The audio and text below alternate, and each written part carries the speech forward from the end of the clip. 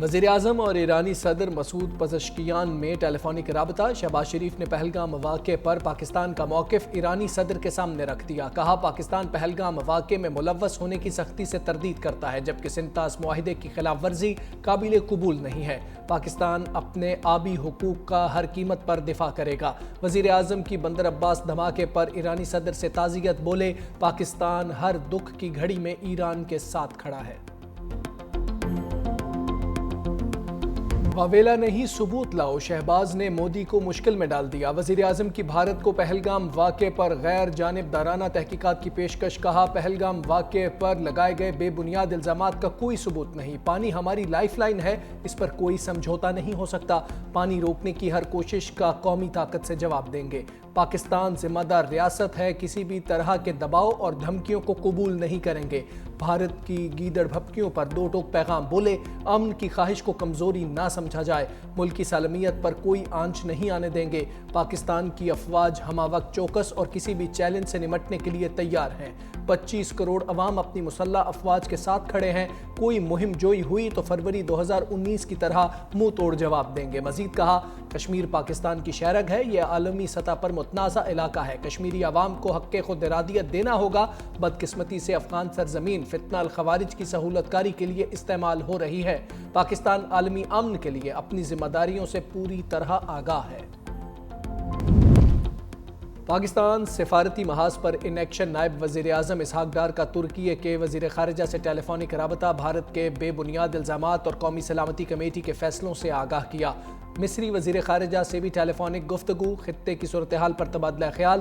بھارت کے بے بنیاد الزامات کو سختی سے مسترد کر دیا۔ کہا بھارت کے یک طرفہ اقدامات اور پاکستان کے خلاف جھوٹے پروپیگنڈا کی مذمت کرتے ہیں۔ پاکستان اپنے قومی مفاد کا ہر حال میں تحفظ کرے گا۔ پاکستان علاقائی سلامتی اور امن کا فروغ چاہتا ہے۔ اسحاق ڈار سے آذربائیجان کے وزیر خارجہ کا ٹیلی فونک رابطہ۔ نائب وزیر اعظم نے مقبوضہ جموں کشمیر کی صورتحال اور بھارتی الزامات سے آگاہ کیا۔ اسحاق ڈار سے چینی سفیر کی ہنگامی مشاورت۔ وزیر خارجہ نے کہا پانی روکنا کسی بھی طور پر قابل قبول نہیں، اسے اعلان جنگ تصور کیا جائے گا۔ اسحاق ڈار سے برطانوی ہائی کمشنر جین میریٹ کی بھی ملاقات۔ بدلتی علاقائی صورتحال پر تبادلہ خیال۔ پہلگام واقعہ بھارت کی سیکیورٹی ناکامی ہے۔ پاکستان نے سخت لیکن بہت اہم فیصلے لیے۔ چیئرمین پیپلز پارٹی بلاول بھٹو کہتے ہیں پانی کا دہشت گردی سے کیا تعلق؟ بھارت کمزور وکٹ پر ہے، جنگ کی صورت میں بھی پانی نہیں روکا جا سکتا۔ بھارت دہشت گردی کا بہانہ بنا کر سنتاس معاہدہ ختم کرنا چاہتا ہے، خاموش نہیں بیٹھیں گے۔ وزیر اعظم شہباز شریف نے نہروں کے معاملے پر بڑا فیصلہ کیا۔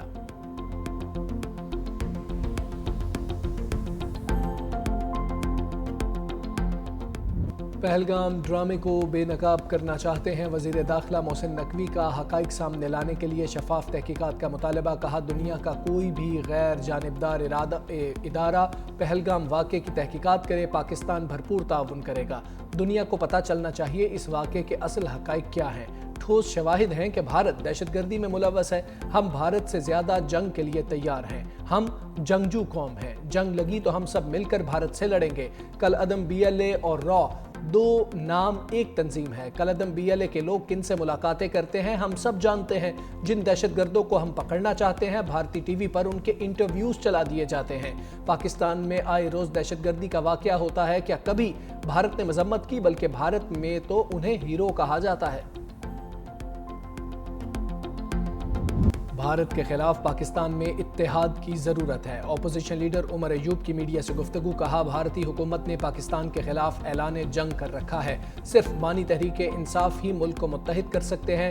مشیر اطلاعات خیبر پختونخوا بیرسٹر سیف کی مودی کو وارننگ۔ کہا اس بار چائے فینٹاسٹک نہیں بلکہ کڑوی اور ناقابل برداشت ہوگی۔ بھارت کسی بھی قسم کے جارحانہ اقدام سے باز رہے۔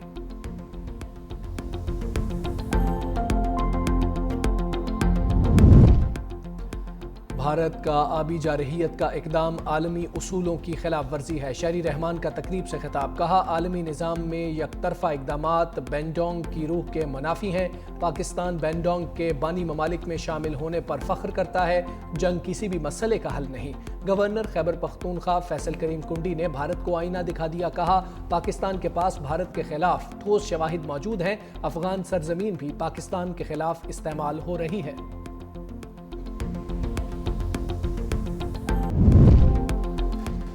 بھارتی ریاست کرناٹک کے وزیر اعلیٰ بھی پہلگام ڈرامے پر بول اٹھے. کہا پاکستان کے ساتھ جنگ کی کوئی ضرورت نہیں. پہلگام واقعہ سیکیورٹی کی ناکامی ہے. جنگ مخالف بیان دینے پر کرناٹک کے وزیر اعلیٰ کو بی جے پی رہنما شدید تنقید کا نشانہ بنانے لگے. ادھر عام آدمی پارٹی کے رہنما نے بھی مودی سرکار کو آڑے ہاتھوں لے لیا. پوچھا سخت سیکیورٹی انتظامات کے باوجود مسلح افراد لائن آف کنٹرول سے 200 کلومیٹر اندر کس طرح پہنچ گئے. پہلگام واقعہ انٹیلیجنس ناکامی پر بھارتی دفاعی ماہرین مودی پر برس پڑے. حملے کو بھارتی فوج کی انٹیلیجنس ناکامی قرار دیا. بھارتی سپریم کورٹ کے سابق جج مرکنڈے کانجو کا کہنا ہے کہ جنگ ہوئی تو ہندوستان کی معیشت کا کچومر نکل جائے گا. بھارتی جرنیل پاکستان کے ساتھ جنگ کے لیے بھارتی ٹی وی چینلز پر بکواس کر رہے ہیں. بھارت سنتاس معاہدہ معطل کر ہی نہیں سکتا. مودی کی مسلم دشمنی مہم پر بھارتی شہری اپنی حکومت کے خلاف پھٹ پڑے. پانی بند کرنے کی دھمکیاں دینے والے بھارت کے پسینے چھوٹ گئے. مجبوراً اوڑی ڈیم سے دریائے جہلم میں پانی چھوڑ دیا. دریائے جہلم کی سطح معمول سے 7 سے 8 فیٹ بلند. منگلا ڈیم میں پانی کی آمد 47,100 کیوسک، اخراج 32,000 کیوسک ریکارڈ. دریا کے کناروں سے دور رہنے کا الرٹ جاری. ماہرین کے مطابق پاکستان کی جانب پانی چھوڑنے سے ثابت ہو گیا مودی حکومت کے قول و فعل میں تضاد ہے. بھارت کے ساتھ تناؤ کے اقتصادی اثرات سازگار نہیں ہوں گے. وزیر خزانہ محمد اورنگزیب کہتے ہیں دونوں ممالک کے درمیان تجارتی روابط پہلے ہی کم ہو چکے. IMF پروگرام نے معیشت مستحکم کرنے میں اہم کردار ادا کیا. دورہ امریکہ میں مختلف ممالک کے وزراء خزانہ سے اہم ملاقاتیں ہوئیں. حکومت کے اقدامات سے معیشت مستحکم ہوئی. امید ہے IMF کے ساتھ ہمارا آخری پروگرام ہوگا.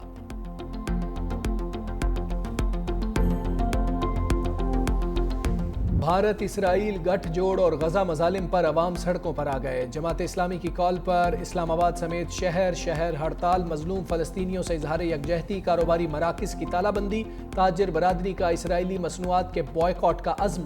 ریلیوں میں بھارت اور اسرائیل کے خلاف نعرے بازی. مودی اور نیتن یاہو کے پتلے بھی جلائے گئے. امیر جماعت اسلامی حافظ نعیم الرحمان نے کہا ہڑتال امریکہ، اسرائیل اور انڈیا کی شیطانی ٹرائیکا کے خلاف ہے. پاکستانی قوم فلسطینیوں کی نسل کشی برداشت نہیں کر سکتی. عالمی برادری غزہ میں جنگ بندی کے لیے کردار ادا کرے.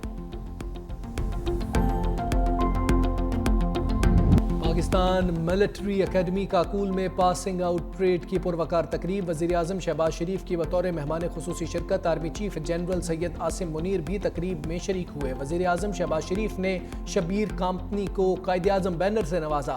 بہترین کارکردگی کا مظاہرہ کرنے والے کیڈٹس کے لیے اعزازات. انڈر آفیسر حنان ملک نے اعزازی شمشیر جبکہ انڈر آفیسر زین العابدین نے صدارتی تمغہ حاصل کیا.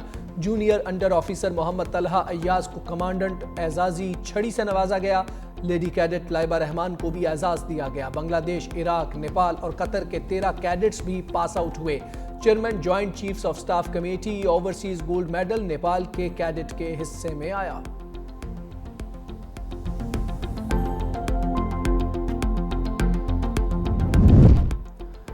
ورلڈ لیبرٹی فائنینشل اور پاکستان کرپٹو کونسل کے درمیان معاہدوں پر دستخط. وفاقی وزیر اطلاعات عطا تارڑ نے کہا پاکستان میں کرپٹو کونسل کا قیام عمل میں لایا جا چکا. کرپٹو کے حوالے سے پاکستان میں بہت سارے مواقع موجود ہیں. پاکستان نے بہت کم وقت میں کرپٹو سے متعلق پیش رفت کی ہے. کرپٹو کے اندر پاکستان نے کم وقت میں بہت زیادہ ترقی کی ہے.